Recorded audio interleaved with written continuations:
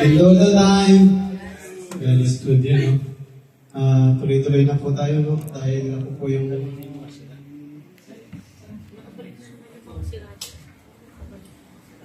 Dako po tayo sa ating pagbibigay, no? Ito po yung reveal ng Panginoon. In every way, I've shown you that by laboring like this, it is necessary to help the weak, is to keep in mind the word of the Lord Jesus. For he said, it is more blessed to give than to receive. Tama po ba na mas nabibigayaan yung mga nagbibigay kaysa sa tumatanggap? Amen. Amen? Tayo po ba yung mga nagbibigay o tayo po yung tumatanggap? Nagbibigay, no? Dapat po tayo yung nagbibigay, no? Hindi po tayo parang hindi po tayo parang si Juan, alias Juan Tamad. Kasi sabi dun sa Juan, Pedro, ano ba gusto mo paglaki mo? Maging kapwa. Maging presidente? Bakit naman? Para makatulong sa aking kapwa. Parang galing Ay, ikaw naman, Felipe, anong gusto mo maging paglaki mo? Gusto kong maging doktor. Bakit naman? Para makapanggamot at makatulong sa aking kapwa. Ay, ikaw naman, Juan, alias Juan Tamad, ano naman yung gusto mo maging paglaki mo? Gusto kong maging kapwa. Para tiba-tiba. Diba gusto natin? Gusto natin maging kapwa, para tiba-tiba. Sabi nga dito sa Bible verse, it is more blessed to give than to receive. Ayaw po natin talaga no? Samahan ako sa mga simbal namin. Lord, salamat po, Panginoon, sa iyong precious, Panginoon. Dahil po, Panginoon, ako ay yung pakalinisin, Panginoon, at may kakayahan ako, Panginoon, na makapag-share ng iyong salita, Panginoon. Bigyan niyo din po ako, Panginoon, ng katalinuhan, Panginoon, na makapagayag ng iyong salita. Hindi so lang pray in the name of Jesus. Amen, no? Sabi nga ni Tatay kanina, no? Sabi ni Tatay, dalawa lang ang pipiliin mo, isang makamundong gawain o isang makadiyos na gawain. Kasi pag makamundo, ibig sabihin, pinili mo yung death. Pero pagka sa Word of God ka, pinili mo yung internet of life. No? Ganun din yung kay Poy kanina sa Bible exhortation. No? Sabi ni Poy kanina, ang hirap na kalaban ng flesh. Kasi pag yung flesh, pinayang natin sa katawan natin, talagang malulubog tayo, saan tayo mapupunta, no? Kung sino po yung nakakaalala kay kung sino po nakakakilala kay Alexander the Great? Sino po ba nakakakilala kay Alexander the Great? Nakalimutan ko na sino. Si King Ross na pinakalan siyang Great. Discover ng Philippines. May doon siya request, sabi ni Alexander the Great, meron siya request kung pag siya doon namatay, ang gusto niya, yung pinakamagagaling na doktor, yung magbibigbit ng kanyang papel. Tapos yun yung muna niyang hiling. Pangalawa niyang hiling, yung dadaanan niya, dapat daw yung mga treasure, yung mga gold. At yung pangalawa niyang, ay pato niyang kahilingan, kailangan daw nakalabas yung kamay niya dun sa kanyang kabaw, nakalabas daw ng kaganyan. Tapos ano daw ang ibig sabihin nun? Bakit daw yung kahilingan ni Alexander the Great? Ano daw ang ibig sabihin? Sabi ni pinaliwanag ni Great, bakit anong gusto niya? I want the best doctors to carry my coffin to demonstrate that in the face of death, even the best doctor in the world have no power to heal. Diba? Kahit daw sino magaling na doktor, wala daw makapagpapagaling pag nandun ka na sa mga matay. Only through Jesus Christ. Amen?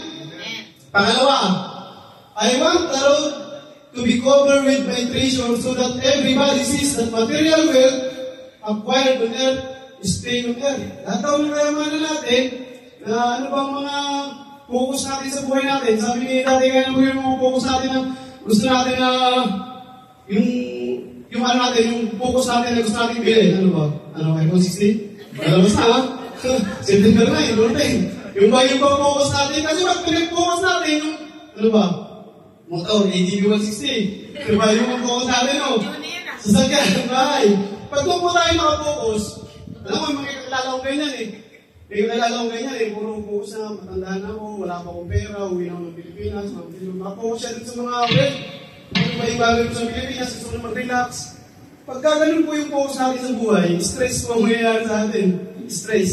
Kasi pinipilit natin na, gusto kong makabili nito. Nangyayari, naging worldly ka na, kahit anong bagay na gusto mong makuha, anong opportunity para makuha yung bagay na yun, kahit mali na, gagawin mo kasi nga nakabukas kasi sa bagay na yun.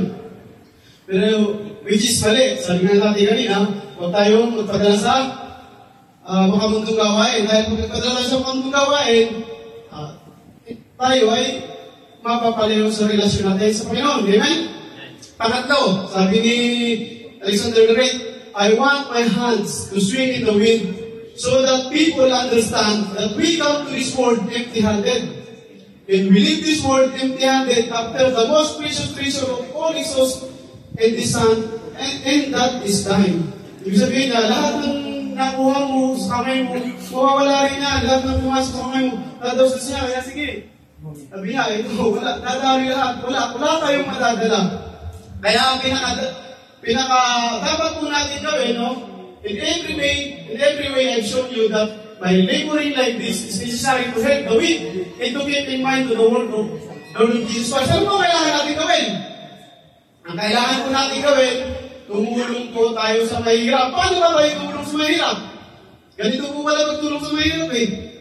Bibigyan ko si Julie ng 100. Naka-video pa po. Trending, wow. Galing. Ganun pala magtulong sa mahirap, no? Tapos, bibigay mo yung mahirap.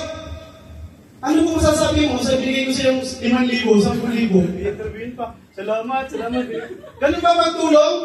Ganun ba magtulong sa mahirap? Ang pagtulong po sa mahirap, magbigay po tayo sa church. Magbigay po tayo sa church. Kasi pag nagbigay po tayo sa church, ang tutulungan po yan, yung mga taong mga weak ang relasyon sa Panginoon.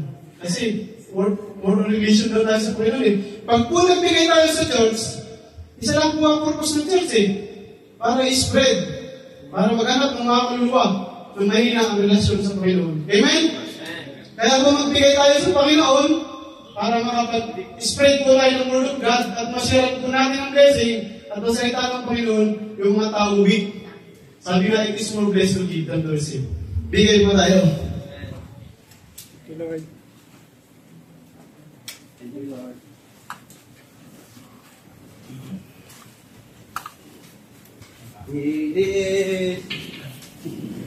I start receiving when I start giving to God. I start receiving when I start giving to God.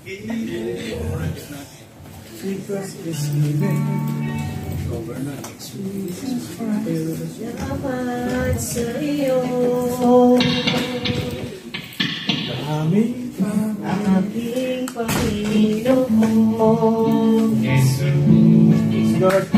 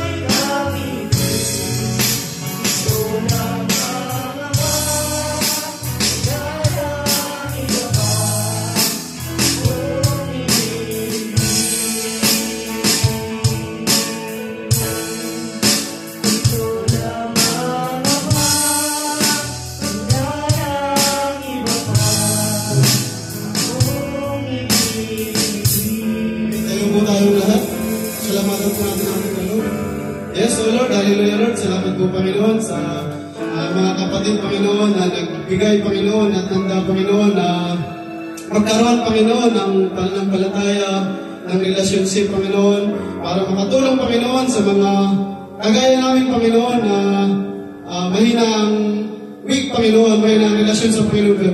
Sa dami ko, Panginoon, ang salaping ito, Panginoon, ay may paabot, Panginoon, sa mga kapatiran, Panginoon, na patuloy na hinahanap ka, Panginoon, nagkukulang, Panginoon, ng presensya na yung mga kapatiran, Panginoon, na hindi totally nakaka-attend, Panginoon, Tulungan mo, Panginoon, kami, Panginoon, at ang salaping ito ng Panginoon na maipabot sa kanila ang iyong salita, Panginoon. Salamat, Panginoon, sa mga kapatid na nagbigay, Panginoon, sa kumpanya namin ng pinagtatrabuhan. Patuloy mo po silang bless, Panginoon, para patuloy na biyaya sa kanilang buhay, Panginoon. Salamat po, Panginoon, sa mga kapatiran at sa halagang ito, Panginoon, na makarating sa mga kapatiran na nangangailangan ng pasensya ng Panginoon. Salamat po, Lord. In Jesus' name I pray in the mighty name of Jesus. Amen.